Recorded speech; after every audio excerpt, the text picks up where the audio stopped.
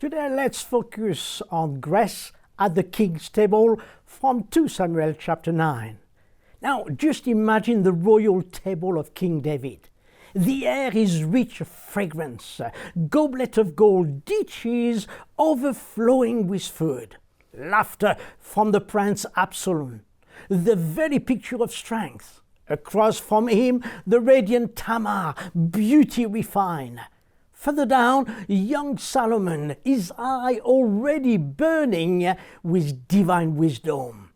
And at the head of the table, King David, the warrior, the psalmist, the man after God's own heart. And beside him, his queen, Bathsheba, elegant in every way, a woman whose story, though marked by scandal and sorrow, was rewritten by grace. She became a mother in the line of the promise, a vessel of redemption in the royal lineage that would one day bring forth the King of Kings. But listen closely.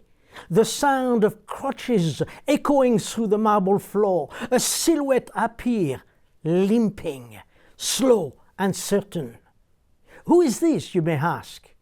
It is Mephibosheth, who has come from Lodamar to the palace.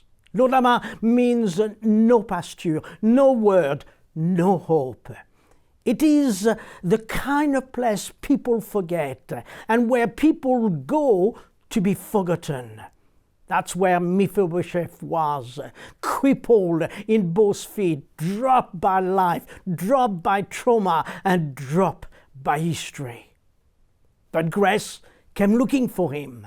And one day King David asked, "Is there anyone still left in the house of Saul to whom I can show kindness for Jonathan's sake?" Let that sink in. While David was king, while war was still raging, and while his son stood strong, he looked not for the mighty, but for the broken. That's why he was called a man of God's heart.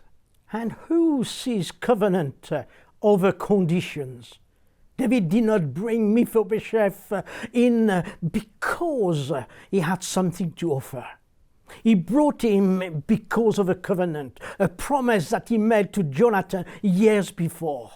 God doesn't bless you because of your merit or doesn't call you because you are strong, but he brings you at the table because of a covenant sealed not with the blood of a friend, but because of the blood of his own son, Jesus.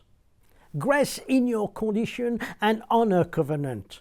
Mephibosheth called himself a dead dog, but David called him son. You might feel disqualified by your past, but God says to you, you always have a seat at my table. A seat reserved for the broken. Picture the table again, Absalom with his flowing hair and Tamar with her beauty, Solomon with his wisdom, and then Mephibosheth, his leg hidden beneath the royal linen. You would never know he was crippled. At the table, all are equal. That's the power of the gospel. It's not about walking right or talking right or looking right. It's about being brought in by the King who remembers mercy, who lifts the broken and restores the rejected. So let me conclude. Some of us are at Lodebar right now, the place of no pasture, no word, no hope, crippled by failure, hidden by shame, and dropped by people, and totally forgotten by all. But listen, the King is calling. He's saying, "Come to me, all who are weary and burdened, and I will give you rest." In other words, here is what he says: "Come and eat at my table, for you belong here." Grace makes room where the world makes excuses. Grace covers what pain exposes. Grace says, You are family now. If you have ever felt like Mephibosheth, unworthy, rejected and broken, God is still the same yesterday, today and forever. He still sent for the forgotten. He still make room at the table. Today, the King's grace is reaching for you. Will you take your seat? Mephibosheth was once crippled, hidden in shame, and left behind.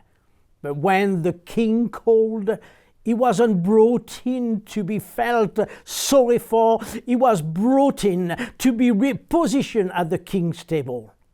His name means shame breaker. And that's your invitation too. Through Jesus Christ, you are no longer defined by what dropped you, what crippled you, or where you come from. You have been called to the King's table, to rise, to belong, and to walk in your new identity. You are not disqualified anymore. You are a shame breaker. So today, take your seat, for grace has already prepared it. God bless you.